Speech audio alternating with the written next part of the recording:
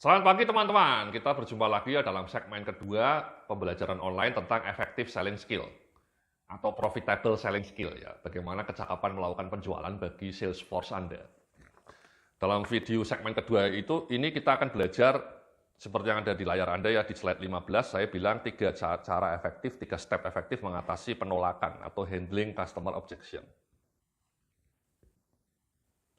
Kan ketika Anda jualan seringkali pelanggannya menolak ya, mungkin harganya mahal, mungkin fitur-fitur Anda kurang lengkap, atau mungkin Anda menjelaskan kelebihan produk Anda kurang bagus, sehingga pelanggannya agak reluctant, ya, ada enggan. Nah, kalau bisa Anda melakukan 3 langkah ini. Caranya bagaimana? Langkah pertama adalah empathize. Maksudnya Anda tidak usah marah-marah, tidak usah defensif. Jadi ketika pelanggan misalnya cenderung agak skeptis dengan penawaran produk Anda, mungkin merasa produknya belum cocok dengan mereka, itu kita tidak usah defensif ya.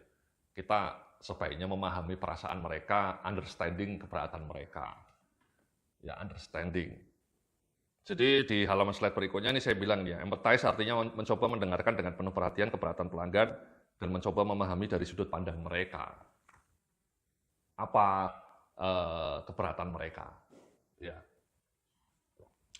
Jadi misalnya saya jualan produk konsultan gitu ya.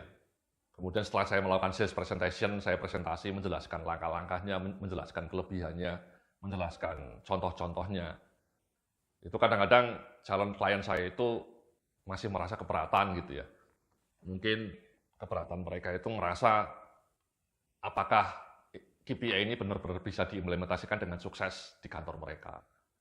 Mereka takut setelah menyewa konsultan seperti saya, kemudian akhirnya jadi, tapi kemudian implementasinya tidak berjalan dengan optimal. Atau setelah saya bikin, jadi, kemudian merekanya sendiri tidak konsisten menjalaninya. Gitu. Biasanya keberatan itu ya saya dengarkan ya, saya mendengarkan keberatan itu dan kemudian saya ngasih solusinya, ya misalnya tadi solusinya adalah dengan cara bahkan saya berkunjung sampai 6 kali tiap bulan saya datang memastikan bahwa KPI-nya bisa diimplementasikan dengan tepat, dengan optimal. Jadi saya mendengarkan keluhan mereka, mendengarkan keberatan mereka, tapi kemudian memberikan solusi. Ya, apa solusinya? Sama ya, jadi pertama-tama sebelum memberikan solusi Anda tetap harus empati ya, jangan terlalu defensif ya.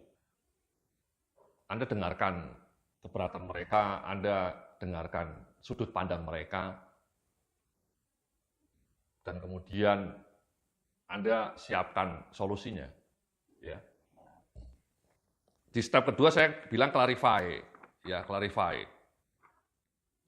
Clarify itu di slide berikutnya saya bilang nih, clarify artinya Anda mencoba menyampaikan ulang poin-poin keberatan calon pelanggan Anda agar diperoleh pemahaman yang sama. Jadi Anda mengklarifikasikan keberatan pelanggan Anda. Misalnya pelanggan Anda keberatan dengan harganya, ya Anda klarifikasi, apakah Bapak atau Ibu berarti merasa harga produk kami masih terlalu premium dibanding produk pesaing. Nah kalau mereka bilang ya Anda kemudian langsung bisa nanti melangkah di tahap ketiganya ya ngasih solusi ya. Solusinya misalnya bisa dibayar dengan cicilan, bayarnya cicilan.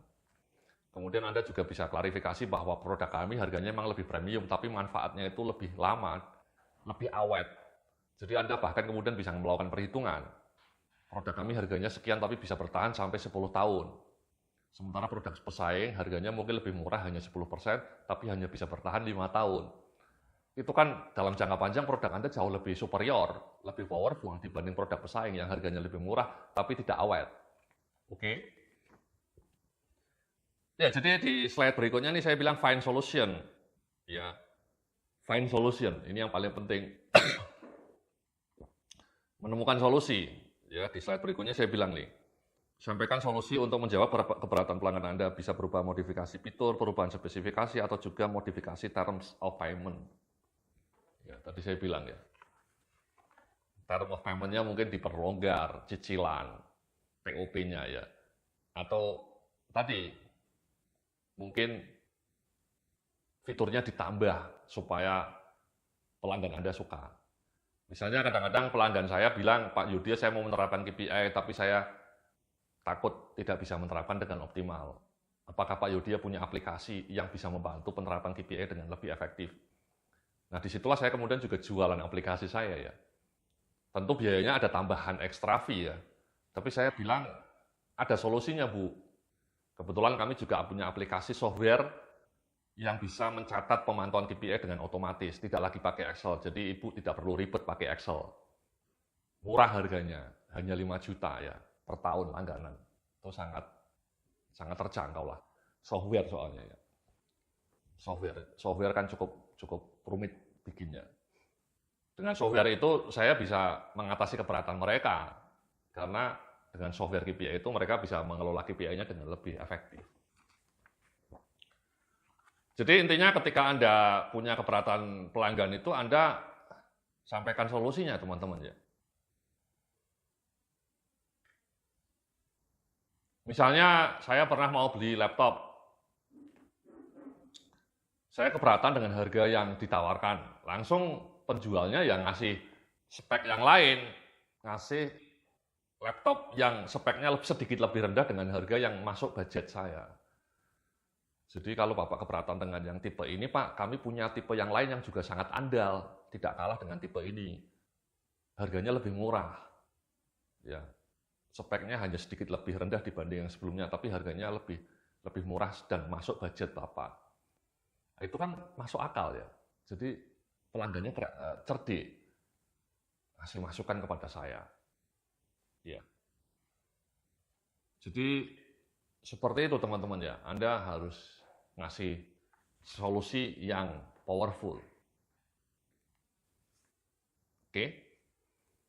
Contoh lain misalnya sekarang orang ketika beli mobil takut perawatannya mahal.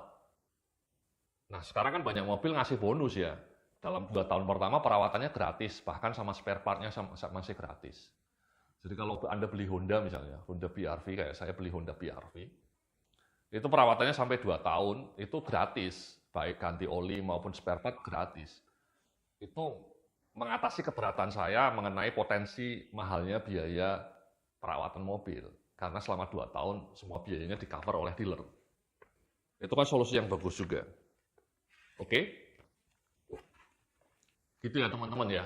Jadi ada 3 langkah ketika pelanggan Anda mengajukan keberatan. Yang pertama, Anda dengarkan dengan penuh empati, jangan terlalu defensif, nggak usah terlalu defensif ya.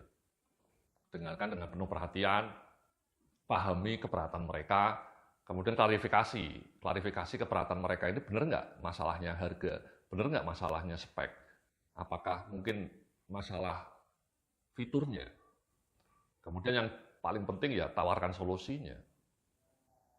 Solusinya ini yang paling penting. Oke?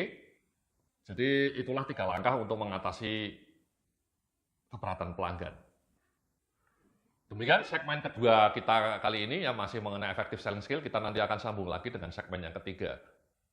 Salam sukses, penuh kemuliaan.